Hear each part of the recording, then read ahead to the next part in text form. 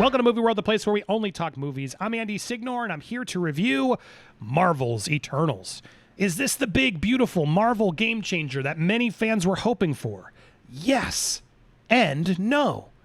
And I know just that word no is going to send all the Marvel stans in a tizzy in my comments like they did with my Shang-Chi review, which is just so boggles my mind because I gave it a positive review, and the Marvel stans, I'm going to call you the stans because you just love everything Marvel does and you don't like criticism, just came in with such entitlement. And I do want to touch upon that for a second because I'm sure it's going to happen in this video too. Okay, bring it on. I hope you love the film. In fact, I hope everybody loves this film. I really do. I did like this film, but I had problems with it. I'm going to break down why I think it's a mixed bag. But I implore, if you're here and you're a fandom, a Marvel stan, whatever you want to call yourself, it's okay if we don't agree. You can love this movie, but not everyone's going to love this movie. And as someone who has been in nerd rages his whole life, created movie fights, there used to be a respect. There would be an agreement to disagree. We would not be afraid to have conversations with people we disagree with. But man, society has changed. And when we did movie fights, we'd always do it laughing. We'd always have each other's back at the end. We'd shake hands. We were seemingly friends. However, today, you can't have a disagreement with somebody. It's either you're with me or you're against me. You either love Eternals or you're the problem, Andy. You just didn't get it. And man, guys, just take a breath. Just take a breath. Your comments aren't going to change my opinion. They're not, unless we have a conversation. Sure, let's have a conversation. I'd love a conversation about the film. And the film itself, Eternals, would warrant some really fun conversations. But at the end of the day, I didn't connect to this movie as much as I hoped to because of these 10 characters you're seeing on screen. The Eternals, the namesake of the movie, ultimately, to me, were kind of bland, boring characters, if I'm going to be honest. Look, I love the diversity. I do. I think Marvel has always not been as diverse as they could have been, and I applaud and respect their choice in casting and trying to mix it up, and that people now can see themselves on screen in these big budget movies. Great. But you do that to the service when you write wooden characters that are just completely swappable and don't have much to do. And I'll start right here with her name is Lauren Ridloff, actress's name, playing Makari, which you can see here. She's deaf and she does sign language through the movie, and good, applaud to that. That's a cool thing to do. But my God, they give her nothing to do. She does nothing. She runs fast. She's the Flash of the Eternals. And she's like a trickster and does some. There's a few scenes, and she connects with Druig behind her, played by Barry Koenig. And his power is that he can. I think I have these people here. Hold on. Here's Druig, and then here's Makari. Makari runs fast. We get no backstory. Druig, he can control your mind. He's like the Purple Man in Jessica Jones. Again, no real backstory. We understand some of his stance on a big philosophical question that happens throughout the film, and that's the most we ever get of Druig. It's his frustration at a choice he has to make. I know nothing else about him. With Makari, I have no idea what she really feels or thinks. They don't write her very well. It's a bit of a bummer. We get Gilgamesh, played by Don Lee. He's a cool character. He's strong. We get a little bit more about him, but I don't know. He's just like a fun, loving comic relief guy who's supportive of his team, is ultimately we know about Gilgamesh. I couldn't tell you where he came from or more stuff about him. There really isn't that much about him. And then we come to Sprite. Oh my God, Sprite. Sprite is without a doubt the worst character in this film. And no disrespect to the actress Lia McHugh who plays Sprite. She's doing her best with what was written. I blame the script. This film is about these 7,000-year-old Eternals who are brought down to the world by these Celestials, these robot gods. And I know comic fans, there's more to it, but my God, I'm a normie. I didn't read the comics. So I'm going to speak to the majority of the people who are going to see this movie who have no idea what the comics are about and just talk about what the movie is, okay? So be patient. But the Celestials are these big sort of like robot-looking like gods. They're huge, and they're in the universe. And they bring the Eternals down to sort of protect the planet. And these Eternals are here to protect Earth from the Deviants, which are these like stick wolves creatures that are out there, and they're so nasty that they need 10 godlike superheroes to stop them.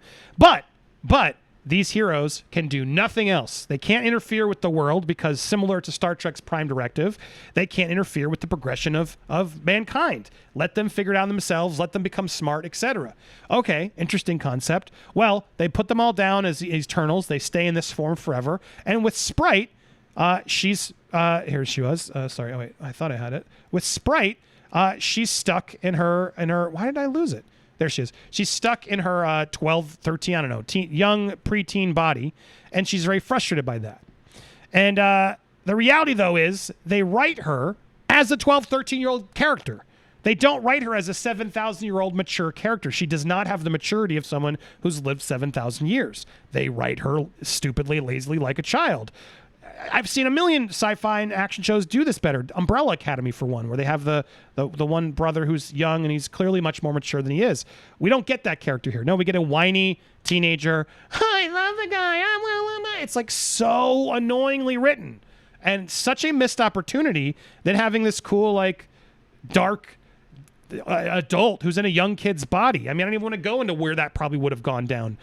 But such a missed opportunity as to what Sprite could be, and instead we get this stereotypical annoying character. That's just another a reason of like, okay, so then we get Kingo, played by Kumail Nanjiani. He's got like bing bing bing finger blaster guns. He can laser point guns, and he can supercharge like Mega Man. A big blast is sort of his power. And Kumail Nanjiani's got ripped. People are making fun of him, saying he got... I think it's mean with that. Leave the guy alone. He got built. Let him do what he wants to do. I like him. I like the big sick. I'm a fan of him. He was on Movie Fights. I said his name terribly. Kumail Nanjiani. I've learned it now. But I got no problem with him. However, in this film, as quippy Marvel guys go, and he's the quippy Marvel guy of this movie, I didn't really laugh. I didn't find his quips very funny. I think they could have done a better rewrite, gotten a better comedic writer to come in and punch the script up, if you will. It just some polite laughs in the crowd I saw it with, but overall, as Marvel quipsters go, completely bottom of the list for me. And that's really what he is. He's a quippy, has an ego, and that's Kingo, and he does pew pew pew pew pew. All right, cool. Definitely not a character that could lead his own movie or one that I need to see back. Could he be written better in another movie? Maybe, I guess, but definitely needs better punch up in the next one.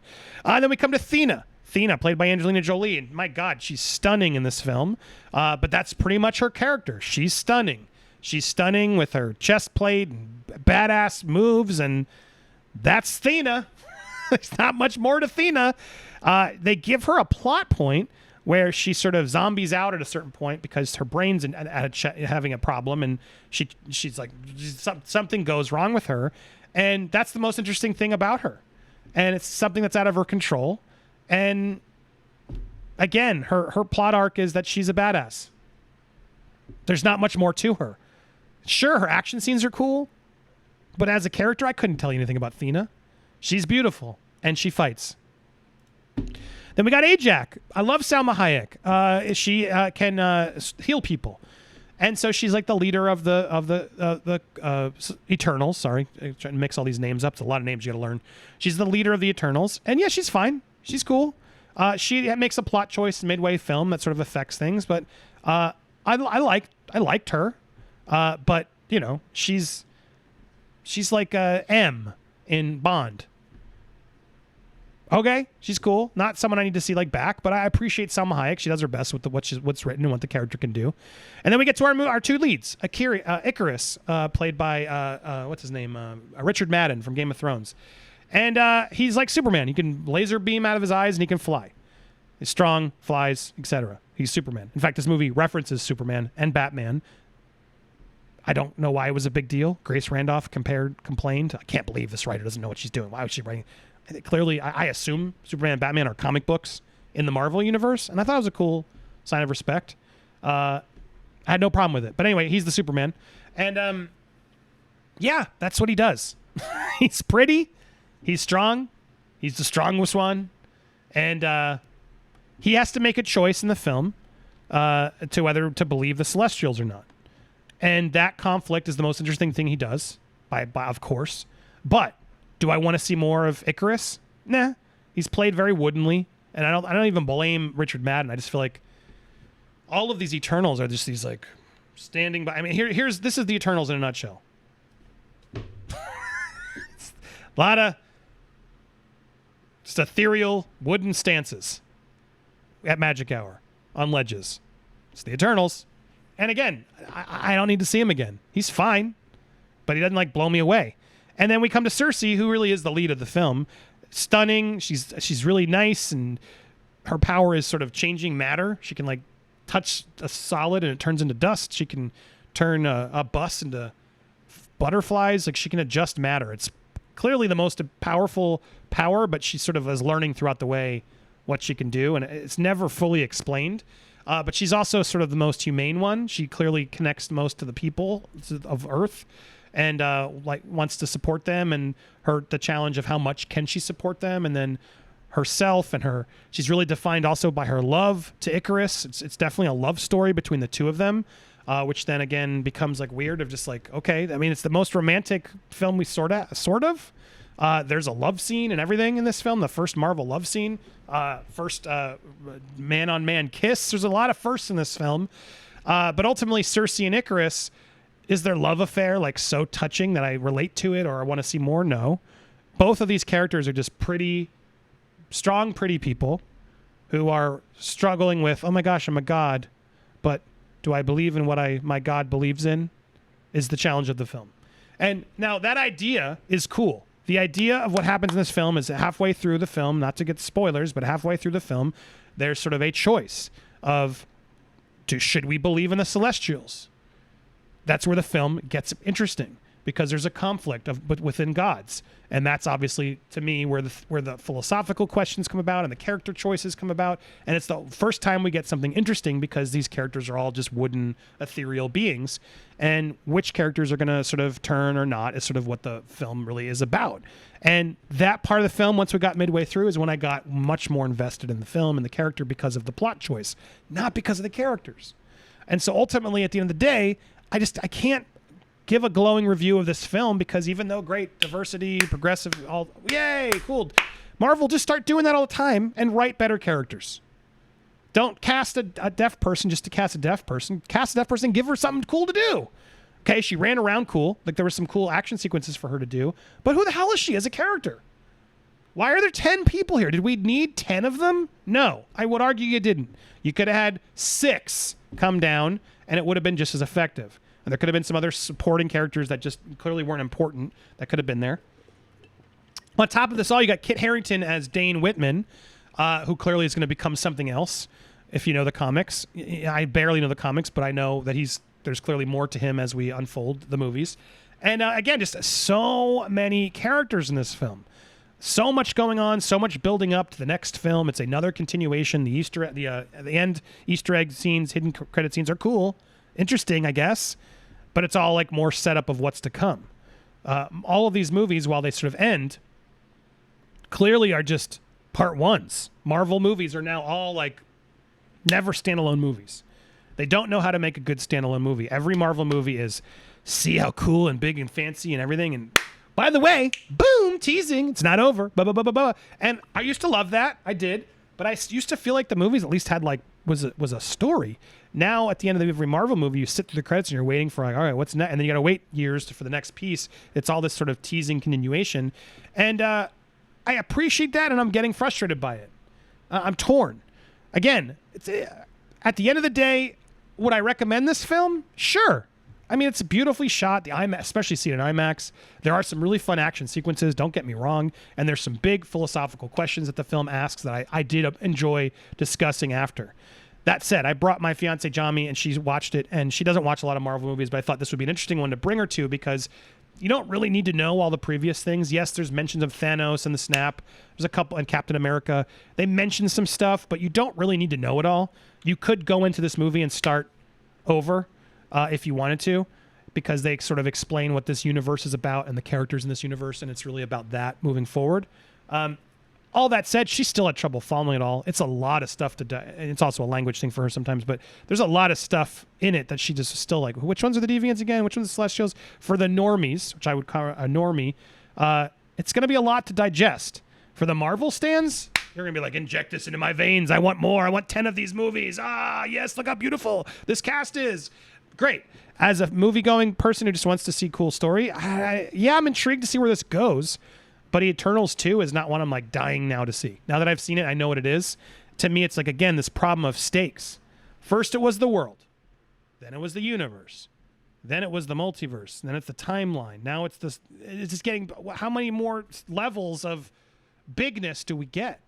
And at what point do we all unite as a MCU? All the characters unite to stop the craziness. There's so much craziness in this MCU, and I know that's how the comics are too. I get it, but at a certain point, I do feel like it's gonna fold. We're like, oh my god, how many more times can the world be at stake?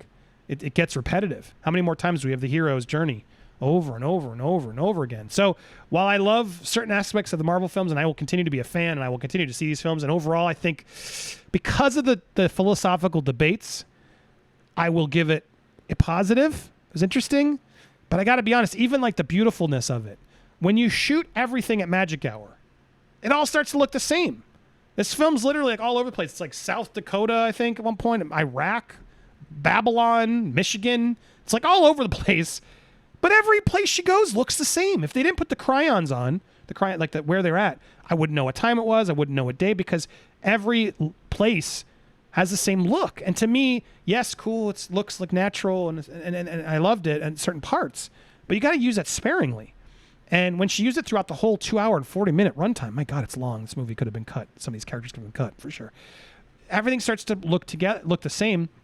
The parts that didn't are when they go into the Celestials. Meeting the Celestials was the coolest part of this movie. That was fascinating to me, but it opens up this idea of like, now what is it? How are Avengers going to beat them? Like, what? If they ever needed to go against them, like, what is this? Like, and then I know they did in the comics, guys, so I get it. There's source material, but it's starting to get, I feel like those types of comics were always for the extreme hardcore Marvel fans. To try to make this mainstream is a lofty goal, and kudos for them trying. Overall, yeah, I liked it. I didn't love it. So, yeah, boom, that's what I'm going to give it. Are you guys excited for it, though? Did you see it? Who is your favorite Eternal? Do you want to see him in a standalone movie? Tell me all those thoughts in the comments down below, but make sure you hit that bell, subscribe, all that jazz. Thank you guys so much for watching here on Movie World, the place to talk movies respectfully, or just be a troll. It's just not going to get read by me.